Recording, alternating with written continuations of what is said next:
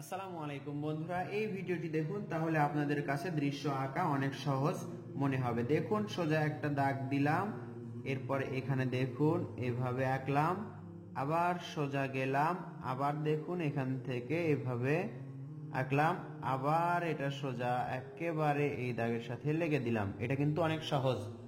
এরপর দেখুন আমাদের কি করতে হবে, এটা এটার সাথে লেগে দিতে হবে, এটা এভাবে নিয়ে এসে এটার সাথে লেগে দিতে হবে। আমরা কি করব, এভাবে একটা সোজা দাগ দিয়ে এইভাবে লেগে দিব, আবার কি করব, এভাবে সোজা দাগ দিয়ে এভাবে লেগে দিব। তাহলে দেখুন দুইটা ঘরের চালা হচ্ছে, একটা দুইটা তিনটা করে দাগ দিতে হবে। দেখুন একটা দাগ, দুইটা দাগ, এরপর তিনটা করে দাগ দিলাম, এরপর এটার সাথে লেগে দিলাম এবং এটার সাথে, আবার এটার সাথে লেগে দিলাম এটার সাথে।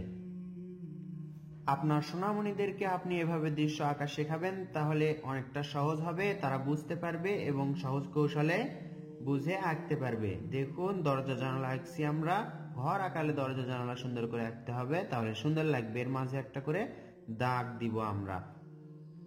এরপর দেখুন এখান থেকে আমরা একটা সোজা দাগ দিব, আবার এখানে আরেকটা সোজা নিচের দিকে দাগ টানবো। এরপর আমরা কি করব, এখানে একটা ভি আঁকবো, ইংরেজি লেটার ভি। এখন এটা থেকে নিচের দিকে সোজা একটা দাগ টানবো, এখান থেকে আরেকটা দাগ টানবো যেন এই বরাবর হয়। এখানে দেখুন গাছের শিকড় আঁকলাম আমরা। এখন এখান থেকে আবার একটা ভি, আবার একটা ভি, এভাবে করে উপর দিকে মিলে দিব, এটার সাথে উপর দিকে মিলে দিব। এইবার আমরা দেখুন ঘুরে ঘুরে এবার পাতা আঁকবো। গাছের পাতা এভাবে আঁকলে আপনার আমার জন্য অনেকটাই সহজ হবে। তো বন্ধুরা দেখুন এখান থেকে গাছের পাতা আঁকছি, ঘুরে ঘুরে উপর দিকে দিচ্ছি, আবার এখান থেকে এটার সাথে, আবার এখান থেকে এটার সাথে। তো বন্ধুরা দেখুন অল্প সময়ে সহজ কৌশলে সুন্দর একটি দৃশ্য আঁকছি। এই তো রাবার দিয়ে এই মাঝের দাগটা মিশে দিতে হবে। এই দুইটা দাগ ডাবল করতে হবে, নিচের দিকে একটু মোটা হবে, উপর দিকে সরু বা চিকন হবে। দেখুন নিচের দিকে আসছে, একটু করে মোটা হচ্ছে। এখন এইভাবে নিচের দিকে শিকড় রাখতে হবে। তাল গাছ বা ডাব গাছের নিচের শিকড় এরকম হয়।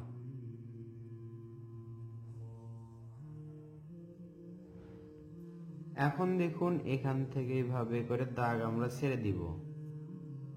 এই তো এগুলো হচ্ছে ডাব গাছের পাতা। আবার এখান থেকে যেখানে যাই এভাবে ঘুরে ঘুরে আঁকবো আমরা।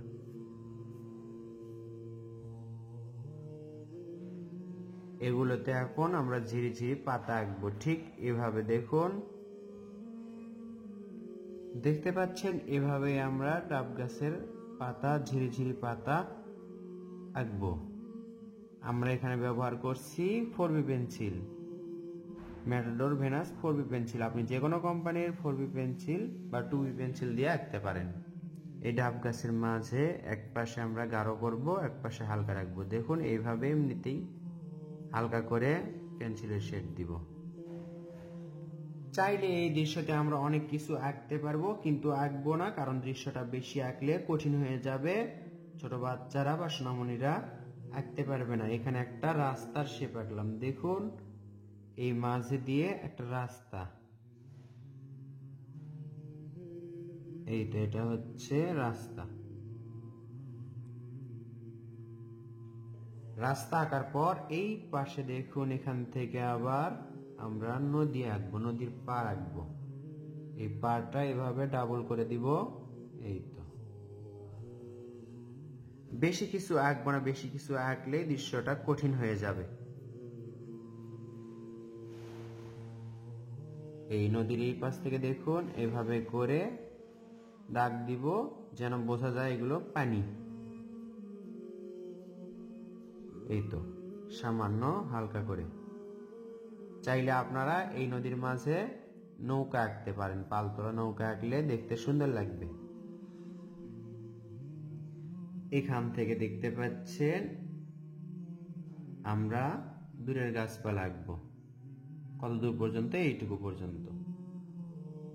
এরপর দেখতে পাচ্ছেন গাছের পাতার নিচের দিকে গাঢ় এবং উপর দিকে হালকা করে শেড দিলাম। এই তো নিচের দিকে গাঢ় শেড দিচ্ছি আমরা পেন্সিল দিয়ে, দেখুন উপর দিকে হালকা করে দিচ্ছি। একই রকম করে দূরে যে গাছপালা আছে সেগুলোর নিচেও আমরা গাঢ় উপর দিকে হালকা করে দিচ্ছি পেন্সিল দিয়ে। এরপর দেখুন এই তো গাছের ডালপালার এক পাশে গাঢ় এক পাশে হালকা, তাহলে আমরা বাম পাশে গাঢ় করছি, ডান পাশে হালকা রাখছি। চিকন ডালপালাগুলো একেবারে গাঢ় হয়ে যাবে। দেখুন এক পাশে গাঢ় আর এক পাশে হালকা।